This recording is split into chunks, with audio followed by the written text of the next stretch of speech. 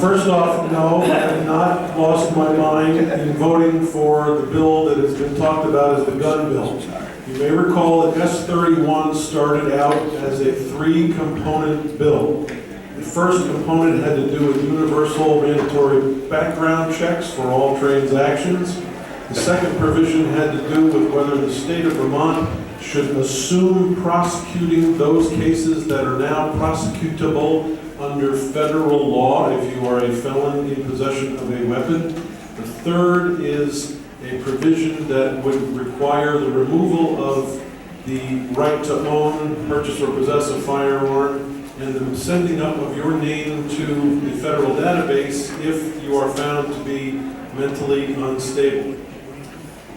At the beginning of last week, the committee was very divided on that bill. We ended up killing that bill and replacing it with what is now S141.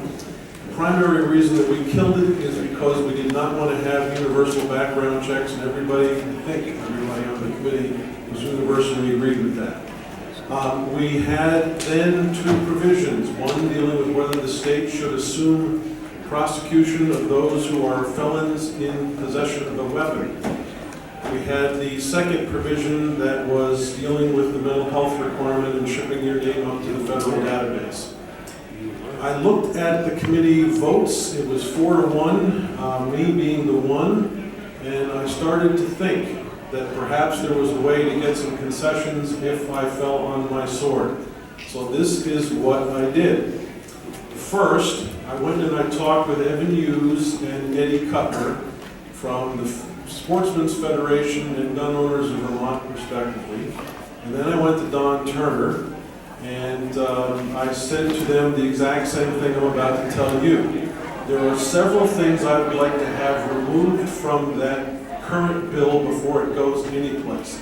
And the only way I'm going to get that is if I say to them, I'll trade you my vote if these things get taken out. They all basically agreed.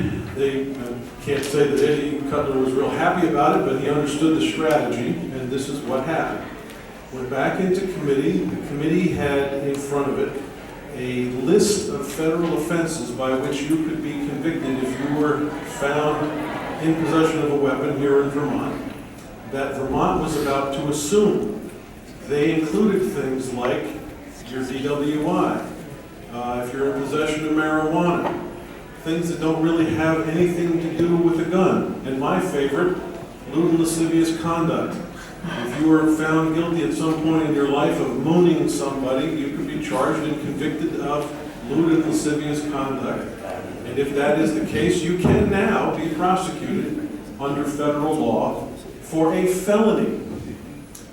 The committee agreed to first narrow down the list of offenses to only those that are most violent for Vermont to be able to prosecute you in this state.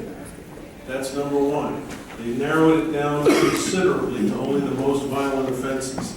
Number two, they did not give the state the ability to prosecute a felony against you if you were found in violation of this new statute. It would only be a misdemeanor. And for those of you who scratched your head and say, well, that's stupid, it ain't going to be diddly squat. That's the point. You don't want to incentivize prosecutors to bring a bigger charge and then have that coming back to haunt you. Sorry to any of you who are prosecutorial leaning, but that's the nutshell from a defense attorney's perspective.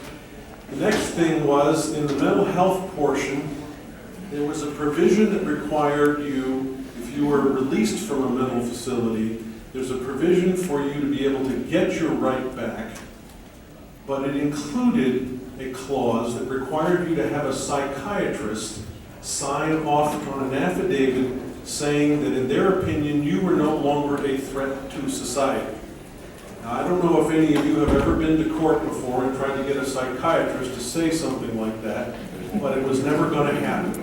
And I knew that that was a death sentence for any kind of a situation where if you were coming out of being hospitalized, you would never get your right back. So the committee agreed to drop that provision.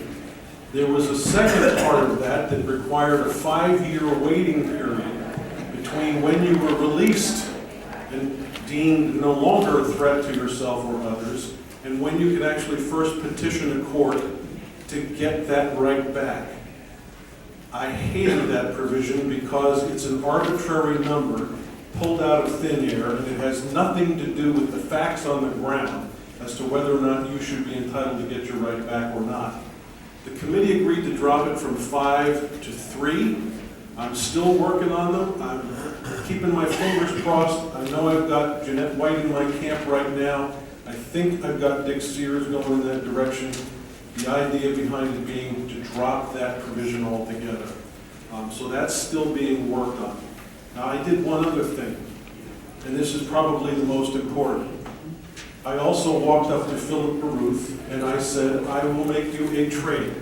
I will get you a unanimous vote coming out of committee if you promise me you will not bring an amendment on the floor to have universal background checks be brought back into this discussion.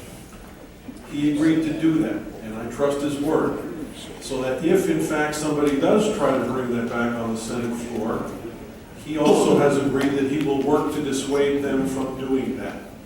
That's as best as I could get and still preserve my ability to get to the Committee of Conference, which in my eyes is probably the most important part of this discussion, because I'm sure there will be House amendments to that bill, and we will have a Committee of Conference. With all of that in mind, that's where the bill is right now. We are meeting tomorrow to have more discussion, including whether or not that 5-year, now 3-year time period for waiting to petition to be reinstated should be changed even more. But that's why I voted the way I did, and now you know. I don't like why I did it. I can understand that. I'm still reserving my right to vote against the bill on the floor should it come to that. Yes.